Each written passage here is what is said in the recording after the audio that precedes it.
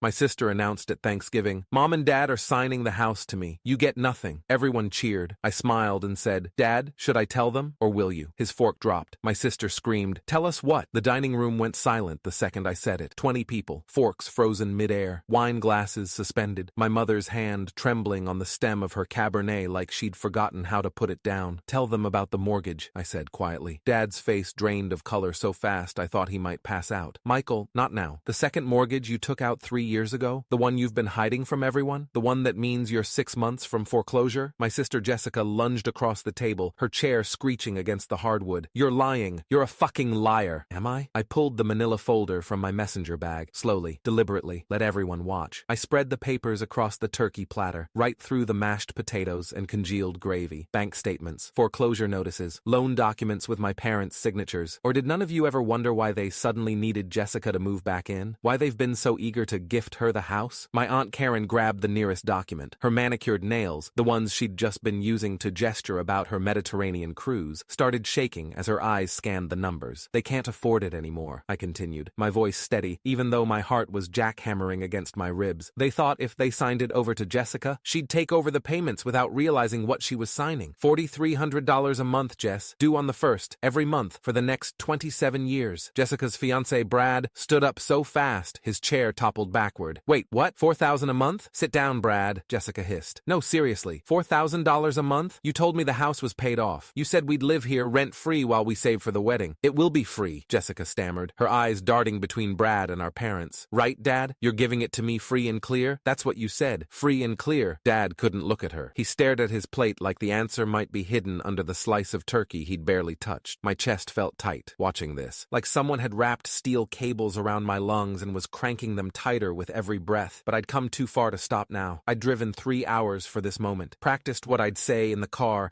until the words felt like stones in my mouth, heavy, cold, unavoidable. Mom started crying, those delicate little sobs she did so well. "We were going to tell you after what?" I cut in. "After she signed the quitclaim deed? After it was too late to back out? After you'd successfully dumped $120,000 of debt onto your daughter?" My grandmother, Dad's mother, the woman who'd taught me to play chess and always slipped me a 20 when she thought no one was looking, slammed her hand on the table so hard the wine glasses jumped. "David Michael Thompson, is this true?" Dad's silence was louder than any confession. "You manipulative son of a bitch," my Uncle Tom said, and I'd never heard him swear before, not once in 38 years. "Your own daughter." Jessica's face twisted into something ugly, something desperate. "Michael probably made this all up. He's always been jealous of me. He's never forgiven me for being Dad's favorite." My hands clenched into fists under the table. The anger was a living thing in my chest, hot and writhing. "Call the bank then." I slid my iPhone across the table. It left a trail through the cranberry sauce. "The number's right there in my contacts. First National Bank. Ask them about the $78,000 you owe on the second mortgage. The one that's 180 days past due." Jessica stared at the phone like it might bite her. Didn't touch it. Didn't move. "You won't call because you already know," I said. "Want to know how I found out? Dad asked me for money 2 months ago. September 14th. He called me at work. Said it was for medical bills. Mom's surgery, he said. I told him I'd pay the hospital directly. That's when everything fell apart. That's when he confessed." "You should have helped him," Jessica shrieked, her voice cracking. "Instead, you're humiliating us in front of everyone.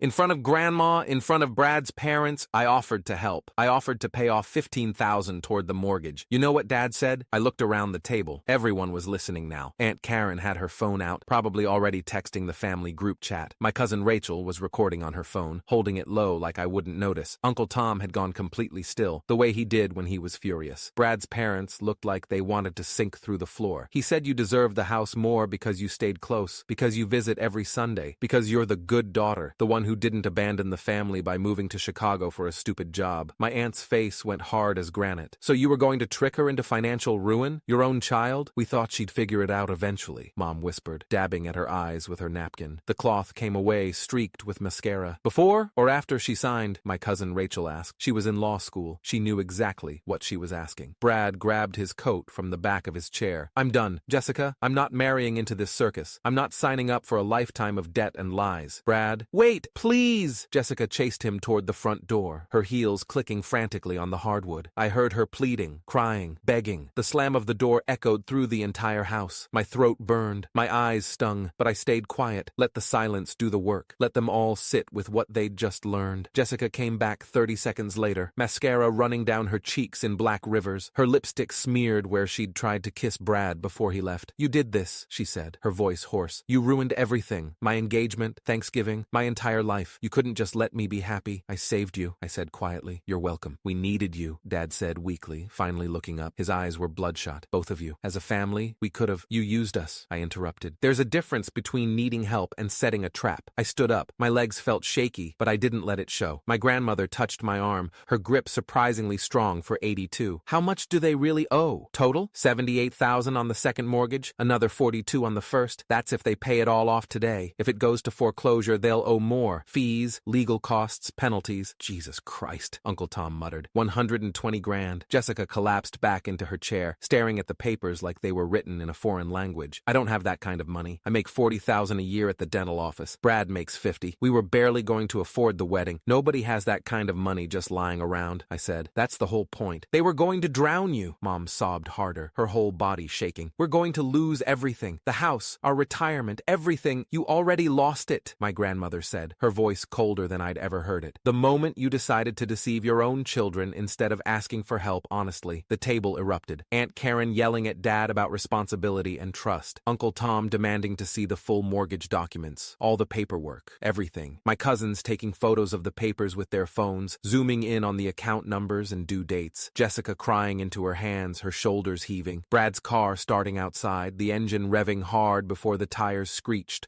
pulling away. Mom begging everyone to calm down, to remember it was Thanksgiving, to please just. Dad sitting there, silent, defeated, staring at nothing. And me? I picked up my coat from where I'd draped it over the back of my chair hours ago, back when I'd walked in and everyone had hugged me and told me how good I looked and asked about Chicago. Walked toward the door. Michael, wait. Jessica's voice, raw, broken. I stopped, turned around. Her face was a mess. Snot, tears, smudged makeup. She looked younger than 28. She looked like she had when we were kids, and she'd fallen off her bike and scraped both knees bloody. You destroyed Thanksgiving. You destroyed my engagement. You destroyed everything I had. No, I said quietly. I exposed what they were going to do to you, what they tried to do to me first. The room went silent again. Even Mom stopped crying. What do you mean? Jessica whispered. I took a breath, let it out slow. 6 months ago, May 3rd, they called me, both of them on speakerphone, asked me to come home for the weekend, said it was urgent. When I got here, they sat me down at this same table and asked me to co-sign the house, told me it was just a formality, a refinancing thing, that they'd pay everything, I'd never see a bill, they just needed a second name for better rates. I could feel everyone staring at me. I almost did it. I had the pen in my hand. Dad had the papers already, but something felt wrong. The way Mom wouldn't look at me, the way Dad kept saying, it's just a formality, over and over like he was trying to convince himself. So what did you do? Rachel asked. I told them I needed my lawyer to look at it first. Dad's face went white. He tried to say that wasn't necessary, that we were family, that it was insulting I didn't trust them. But I held firm, took the documents with me back to Chicago. I pulled out my phone, scrolled to a specific photo, held it up so everyone could see. It was a screenshot of an email. My lawyer, Angela Reeves at Morrison & Associates. She took one look and called me immediately. Said under no circumstances should I sign. Then I got suspicious and pulled the property records. Public information. Anyone can do it. Found out about the second mortgage, the missed payments, 3 months behind at that point. The foreclosure notices that had already been sent. Jessica's face went white, actually white, like every drop of blood had drained straight to her feet. If I'd co-signed, I'd be legally responsible for $120,000 of debt. They would have destroyed my credit, my savings, my entire financial future. And you know what the kicker is? When I confronted them about it, when I drove back here and demanded an explanation, you know what Dad said? Nobody spoke. He said, we thought you'd understand. You make good money in Chicago. You don't have kids. You can afford it. Like it was my responsibility to bail them out of whatever financial decisions they'd made. What decisions? Grandma asked sharply. What did you spend it on, David? Dad's jaw worked. No sound came out. The second mortgage, I said, was taken out 34 months ago. $78,000. Cash out. I pulled the bank records. Want to know where it went? Mom made a sound like a wounded animal. A boat, a 32-foot cabin cruiser. Bought it for $65,000 cash. The rest went to maintenance and docking fees at the marina because Dad decided he needed a retirement hobby. You bought a boat? Uncle Tom's voice could have stripped paint. You put your house in jeopardy for a fucking boat? We thought we'd pay it back, Dad whispered, before anyone noticed, before it became a problem. Well, it's a problem now, I said. And when I wouldn't co-sign, when I made it clear I wasn't going to let you use me as your personal ATM,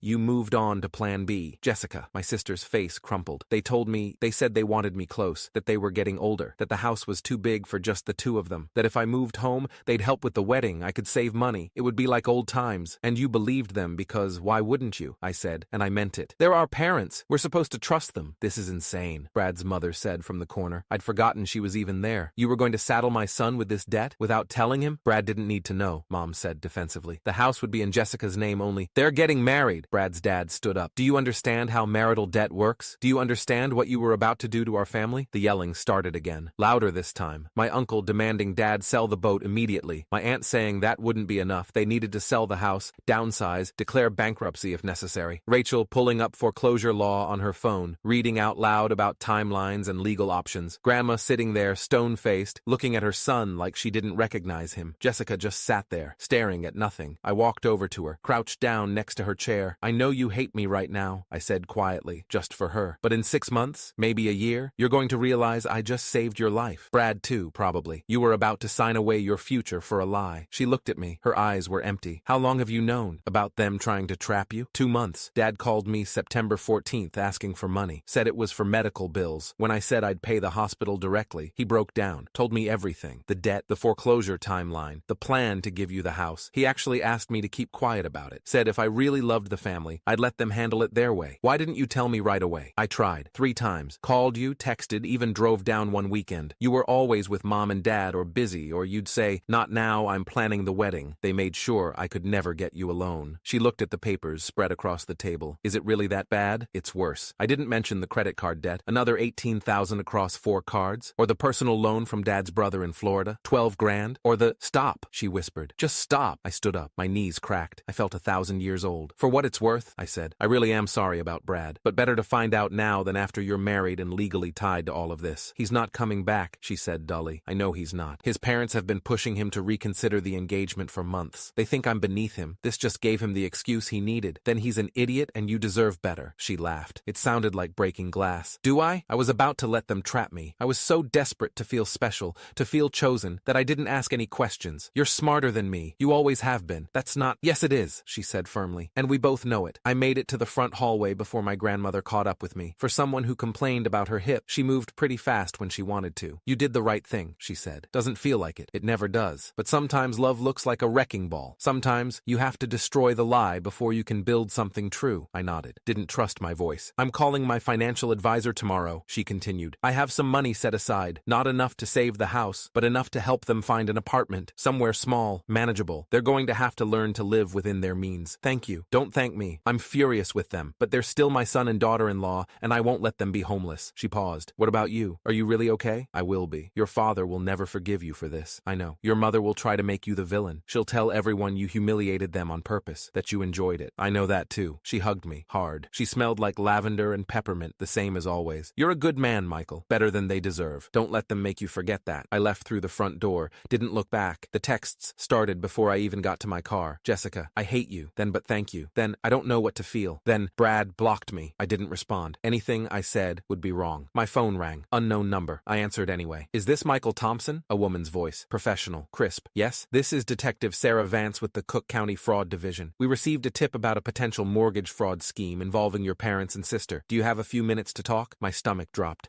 What? Who called you? I'm not at liberty to say. But if what we've been told is accurate, your parents may have attempted to commit fraud by transferring property with known encumbrances without full disclosure to the recipient. That's a Class 3 felony in Illinois. Oh God. I didn't call you, I said quickly. I didn't report them. I would never— We understand that, Mr. Thompson, but we still need to investigate. Would you be willing to come in and provide a statement? You're not in any trouble. We just need to understand what happened. I sat in my car in my parents' driveway, watching the house where I'd grown up, where my grandmother was probably trying to referee World War III, where my sister was discovering that fairy tales don't have second mortgages. I need to think about it, I said. Of course. Here's my direct number. Please call me within 48 hours. She hung up. I sat there for another 10 minutes, hands on the steering wheel, not moving. My phone buzzed again. Rachel. FYI, I didn't call the cops, but I think Aunt Karen did. She's pissed. Rachel. Also, you should prob know Jessica's having a breakdown in the bathroom. Rachel. Like a real one. Rachel. Mom and Grandma are with her. Rachel. Her dad tried to leave and Uncle Tom blocked the door. Rachel. This is insane, Rachel, but also maybe the most honest Thanksgiving we've ever had. I started the car. 3 days later, I got a call from my mother. The detective came to the house, she said without preamble. No hello. No how are you. She had a warrant. She took all our financial documents, David's laptop, everything. Mom, Karen called them. Your own aunt called the police on us. Can you believe that? Family doesn't do that to family. Family doesn't commit fraud against each other either, I said. I was at my kitchen table in Chicago, watching snow fall past my window. But here we are. You could make this go away. You could tell them it was a misunderstanding. It wasn't wasn't a misunderstanding. It was intentional deception. You're going to send your father to prison? Her voice broke. Your own father? I didn't call the police. I didn't file a report. I just told the truth at a family dinner. Whatever happens now is a consequence of what you and Dad chose to do. We were desperate. Then you should have asked for help. Real help. Honest help. Instead, you tried to destroy Jessica's life and mine. Don't ask me to feel guilty about that. Silence on the line. Then, she's not doing well. Jessica, she's on antidepressants now. She hasn't left her apartment in 3 days. My chest tightened. Is she safe? Physically, yes. But Michael, she's falling apart. She lost Brad. She lost the house. She lost her whole future. She didn't lose anything real, I interrupted. She lost a fantasy, a lie. Brad wasn't right for her anyway, and you know it. He was controlling, condescending. She was settling because she thought she didn't deserve better. And the house was never hers, was never going to be hers. Mom, you were going to put her $120,000 in debt. You were going to destroy her credit, her savings, her entire financial future. And when she inevitably couldn't make the payments, what then? Foreclosure? Bankruptcy? You think that's better than what happened Thursday night? Mom started crying. The real kind this time, not the delicate sobs. We made mistakes, she whispered. We made terrible mistakes. But we're still your parents. We still love you. Then you should have acted like it. I hung up, felt sick immediately after, but I didn't call back. A week later, Jessica called. The detective wants to meet with me, she said. She says I'm not in trouble, but she needs my statement. Are you going to go? I don't know. If I cooperate, they might press charges against Mom and Dad. If I don't, I might look complicit. You're not complicit. You were a victim. Was I though? Or was I just stupid and desperate? I thought about that. Can it be both? She laughed. It sounded more real this time. My therapist says I need to stop making excuses for them. That I've been conditioned to accept emotional manipulation as love. Smart therapist. She's helping. Slowly. Jessica paused. I'm sorry for the things I said on Thanksgiving. You were right. You did save me. I wasn't ready to see it yet. I know. Are Mom and Dad going to prison? I don't know. Depends on what the prosecutor decides. Could be charges, could be a settlement, could be nothing. White-collar stuff is hard to prosecute. Good, she said. I don't want them in prison. I just want them to stop lying. Yeah, I said softly. Me too. 4 months later, the detective called me on a Tuesday afternoon while I was in a meeting. We're not pressing charges, she said. Insufficient evidence of criminal intent. It looks more like stupidity than fraud. I felt something in my chest unclench. What happens now? They're being forced to sell the house. The bank's accelerating the foreclosure process. Your grandmother helped them secure a small apartment in Naperville. They'll be fine. Broke, but fine. And Jessica? Not involved. She never signed anything, never took possession, never assumed the debt. She's clear. Thank you for telling me. Mr. Thompson, can I say something off the record? Sure. You did the right thing. I see a lot of families in my line of work. Most of them protect the abuser because facing the truth is too painful. You didn't do that. You protected your sister even though it cost you everything. That takes guts. My throat felt tight. It doesn't feel like guts. It feels like I nuked my whole family. Sometimes, she said gently, that's what the truth does. But the thing about nukes is they clear the ground. New things can grow after. 6 months later, I got a text from Jessica at 11:47 p.m. on a Saturday. Remember how you said I deserved better than Brad? You were right. His name is Marcus. He's a physical therapist. He thinks it's funny that I'm terrible at yoga,